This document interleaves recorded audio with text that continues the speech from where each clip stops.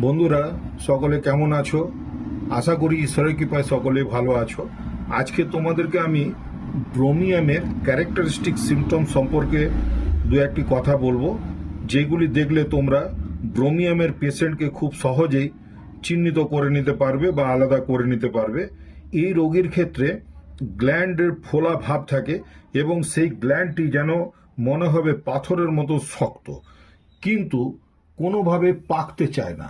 অর্থাৎ পেকে পুজ রক্ত বেরিয়ে গেলে পেশেন্টের যে আরাম হয় সেটি কিন্তু হতে চায় না, পাথরের মতো শক্ত হয়ে থাকে।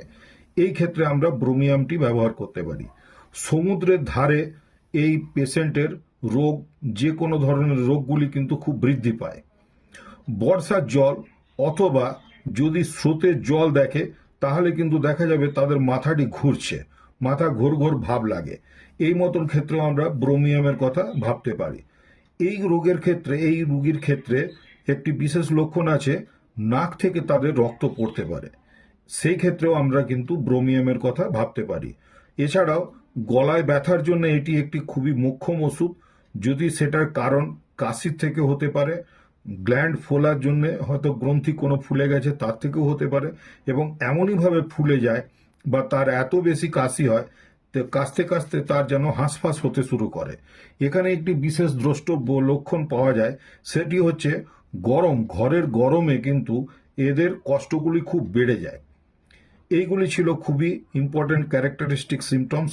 এছাড়াও একটু ডিপে গেলে দেখা যাবে যে এই রুগীর বুকে ডান দিকে লাংসে তাদের হয়তো টিউবারকুলোসিস ইনফেকশন আছে। যদি প্রচণ্ডভাবে কাশি হচ্ছে, কাশির সাথে যদি রক্ত বেরিয়ে আসে, সেই ক্ষেত্রে আমরা কিন্তু তার ব্লাড এক্সামিনেশন করতে হবে, মান্টু টেস্ট করতে হবে, আর তার সঙ্গে স্কিনের মান্টু টেস্টটা বলে দিলাম।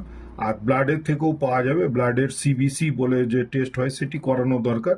সর্বোপরি এক্স রে করলে চেস্টের মধ্যে কনজেশন দেখতে পাওয়া যাবে এবং টিউবারকুলার প্যাচ দেখা যেতে পারে।